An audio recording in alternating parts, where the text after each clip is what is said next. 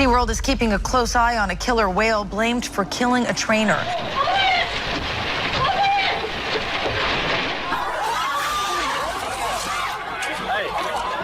The crowd came for a show but left in stunned silence. At Loro Parque, Kato, the star orca, did the unthinkable. He attacked his trainer in a split-second burst of violence. No warning, no escape. And this wasn't the first time. It is nearly impossible to forget the horrific attack earlier this year at SeaWorld. The attack that left a trainer dead, drowned by a killer whale. Across the globe, captive orcas have turned on their trainers in shocking, unpredictable ways. What sparks these sudden, deadly outbursts? What really happened in those final, heart-pounding moments?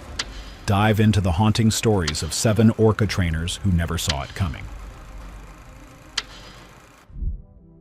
Number 7. Alexis Martinez and Kato. For most of his life, Kato had never felt the ocean. He had never chased live prey or traveled across open waters with his pod. Instead, he was raised in captivity and trained to perform in shows. At Loro Parque in Tenerife, Kato became a star attraction, drawing crowds of tourists eager to see a killer whale up close. He had even been transferred across facilities for different performances. But by 2009, something in him began to change.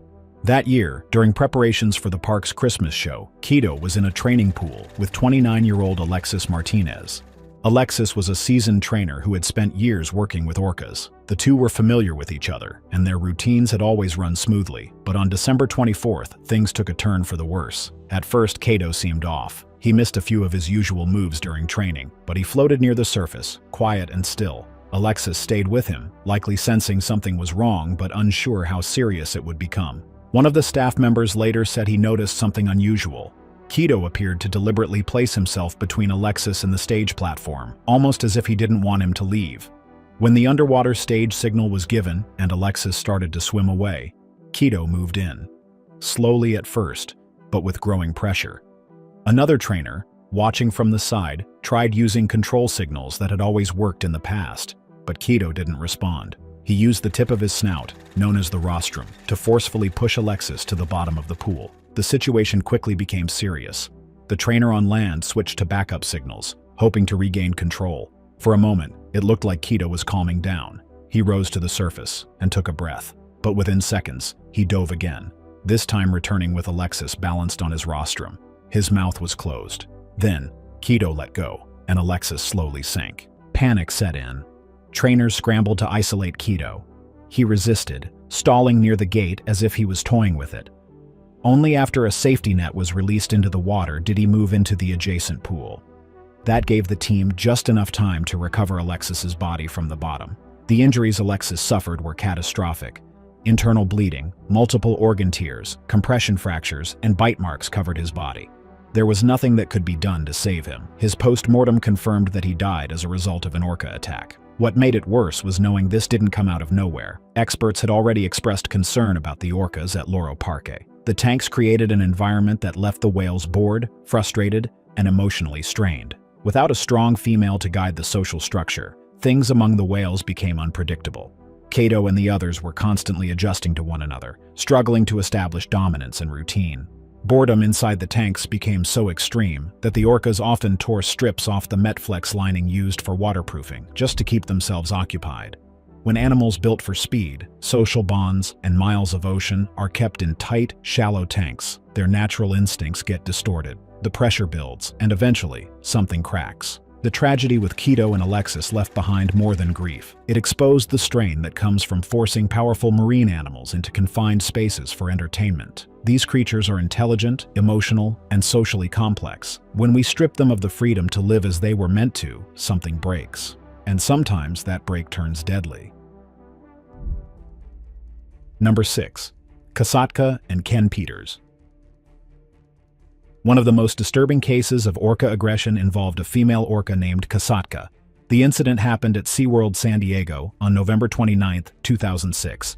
What took place during that evening show left many stunned. Trainer Ken Peters was performing a routine trick called the rocket hop, where the whale propels the trainer out of the water. But instead of completing the trick, Kasatka suddenly turned and grabbed Peters by the foot, dragging him underwater. What followed was 9 minutes of sheer terror. Kasatka pulled Peters deep below the surface, holding him down. Every now and then, she brought him up just long enough for him to gasp for air before pulling him under again. This wasn't happening behind the scenes. The crowd watched in shock, and it was all caught on camera. Eventually, Peters found a brief window of escape when Kasatka loosened her grip. Other trainers quickly reacted, stretching a net between them. That barrier helped him swim away. Kasatka still tried to follow, but Peters reached safety. He survived with a broken foot and multiple puncture wounds. It could have been far worse. What made the situation even more alarming was that this was not the first time something like this had happened. Kasatka had attacked trainers before. In fact, she had targeted Peters back in 1999. So this second incident raised serious concerns, especially since both encounters involved the same whale and the same trainer. Peters later said he didn't believe Kasatka meant to kill him. He even compared the risk to getting in a car every day, knowing accidents can happen. He explained that even while being dragged underwater, he felt like she would eventually let him go.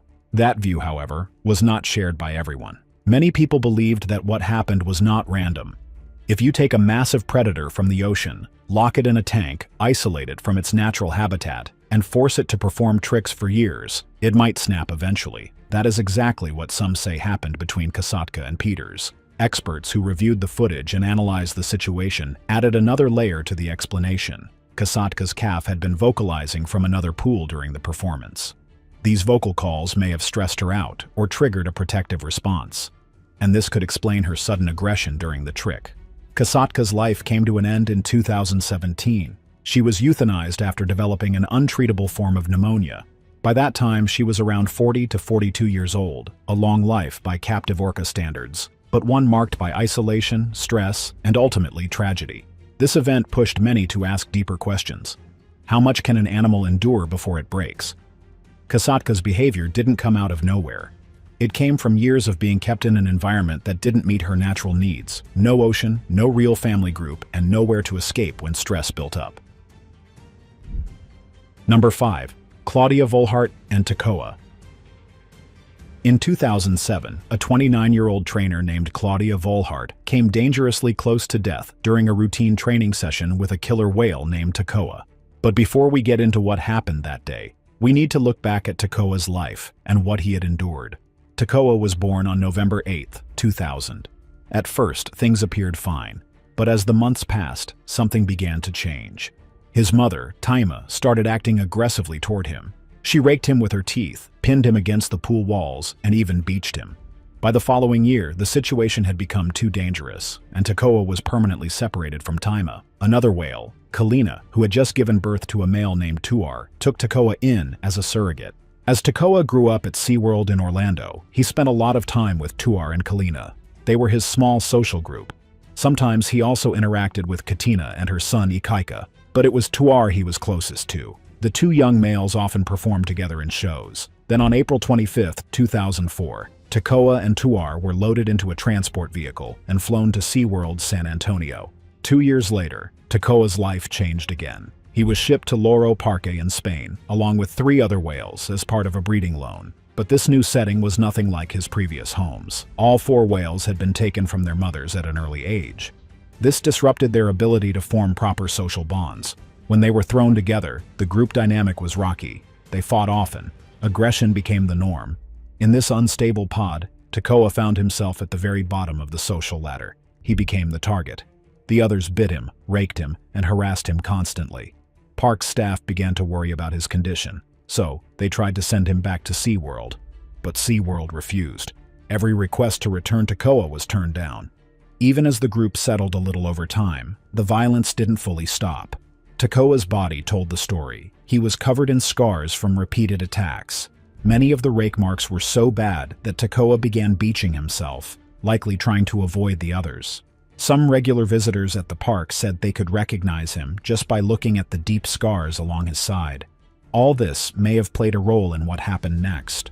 Claudia Volhart had joined Loro Parque in 2003. By 2007, she had been working with Tekoa for about a year before the attack. It occurred during one of the pre-show rehearsals. Claudia and Tekoa were performing a behavior called the foot push. In this move, the trainer places their feet on the orca's rostrum and the whale pushes them across the surface of the pool. But that day, something changed. Mid-performance, Tekoa suddenly yanked Claudia underwater. He pulled her to the bottom, then brought her back to the surface. Over and over, he repeated this terrifying act. Her colleagues rushed to help and were finally able to get her out of the water. Claudia suffered serious injuries. Her forearm was broken in 2 places. She also had damage to one of her lungs. She was rushed to the hospital and stabilized. Surprisingly, she chose to return to work after recovering. But after that incident, strict new rules were introduced. Tekoa was no longer allowed to interact with any non-senior trainer. All water work involving him was shut down completely. It is easy to look at the bite or the attack and call the whale dangerous. But there is always more beneath the surface. Tekoa had been passed around from park to park, removed from his family, placed into groups with other isolated whales, and subjected to daily stress and violence. His environment was not natural. It was controlled, restricted, and often brutal. When we look at Tekoa's journey, the scars on his body, and the choices made by humans around him, it becomes clear. This is not just about a whale snapping. It's about what happens when wild creatures are kept in spaces they were never meant to live in. Number 4. Annette Eckes and Shamu. Not every stunt goes according to plan, especially when the star performer weighs several tons and has rows of teeth designed for hunting. On April 20th, 1971, SeaWorld's public relations secretary Annette Eckes was asked to take part in a publicity stunt. The plan was simple. She would ride a killer whale named Shamu across the water while wearing a bikini. Cameras were rolling, the crowd was watching, and everything appeared to go as expected at first. For a few moments, Eckes balanced on the orca's back without issue. But just as the ride was coming to an end, something shifted. Without warning, Shamu tossed her off. Before anyone could react, the whale had clamped down on Eckes' leg and refused to let go. The peaceful atmosphere vanished. Screams filled the air as Shamu dragged her around the tank, locked tightly in his grip. Divers jumped in, armed with metal poles, trying to force the whale to release her. But there was hesitation. One wrong move, one tug too hard, and they feared the orca's powerful teeth could rip her flesh apart. It took a lot of effort, but eventually, they pried open Shamu's jaws. Eckes was rushed out of the water and immediately collapsed from shock. Bloodied, injured, and traumatized, she was quickly taken to the hospital. Her wounds were deep and severe. It required 25 stitches. She later sued SeaWorld for the incident, hoping to hold them accountable. But although a court initially ruled in her favor, the monetary compensation she received was overturned on appeal. This attack added to the growing concern over keeping massive wild animals in enclosed tanks. When an animal built for the ocean is forced to live in a limited space and interact with people for entertainment, the results can be unpredictable and sometimes violent. Number 3. Shuka attacks trainer. In 2012, a packed audience at Six Flags Discovery Kingdom witnessed something they didn't expect. A 19-year-old captive-born orca named Shuka, performing during a show, suddenly turned aggressive. At first, everything appeared routine. But then, without warning, Shuka lunged onto the stage area, her body crashing toward the trainer in a sudden burst of movement.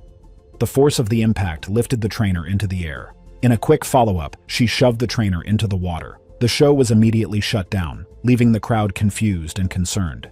This marked the first time Shuka had been filmed acting aggressively toward a trainer in front of spectators. But those who worked behind the scenes claimed this wasn't unexpected. Trainers already knew she could be unpredictable. Former orca trainer John Hargrove, who had worked closely with Shuka, recalled several troubling moments. One incident stood out to him. He had signaled Shuka to swim underneath him so he could climb onto her back. This was a move both had practiced countless times, but that day, she ignored the cue. Instead, she charged straight into him. The blow forced Hargrove underwater and slammed him hard into the acrylic wall of the tank.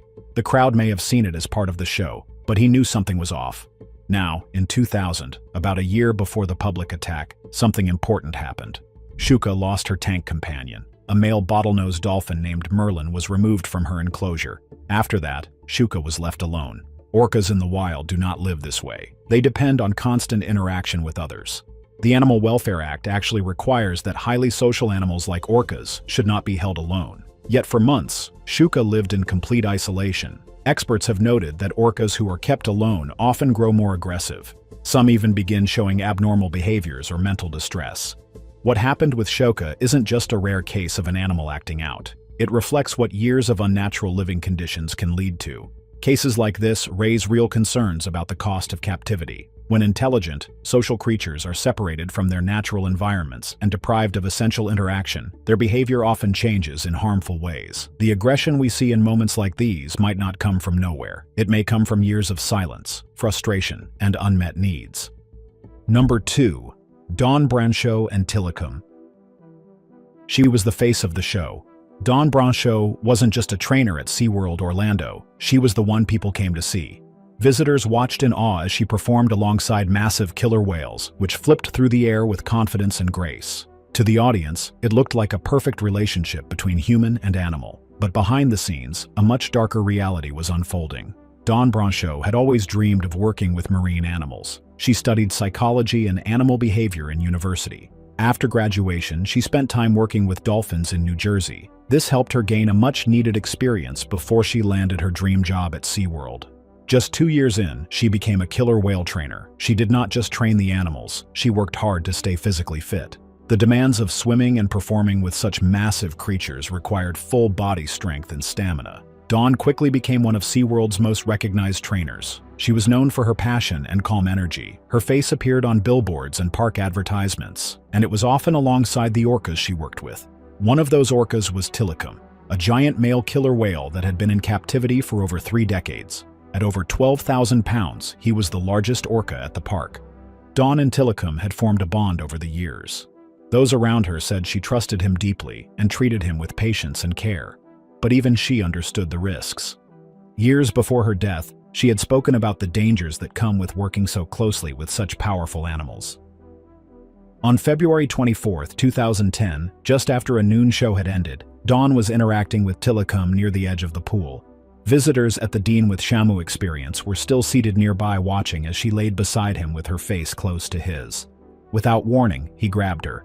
Some initially believed he pulled her in by her ponytail, but later reports suggested he had taken hold of her shoulder. Either way, she was suddenly underwater with a killer whale that no longer seemed willing to listen.